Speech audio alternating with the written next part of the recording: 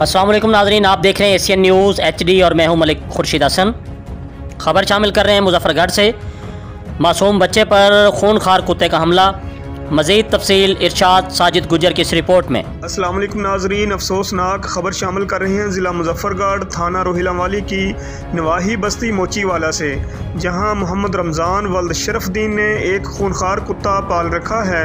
तफसीलात के मुताबिक एक बच्चा मोहम्मद सुल्तान वल्द मोहम्मद रमज़ान स्कूल से छुट्टी के वक्त वापस घर जा रहा था। जब वो मोहम्मद रमज़ान के घर के पास से गुजरा तो खूनखार कुत्ता बच्चे पर झपट पड़ा और इसे शदीद जख्मी कर दिया। बच्चे की चीखों पुकार सुनकर अहले इलाका ने मौका पर पहुंचकर बच्चे की जान बचाई।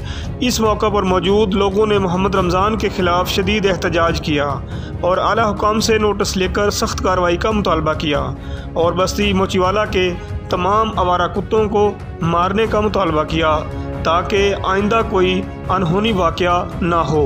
जी।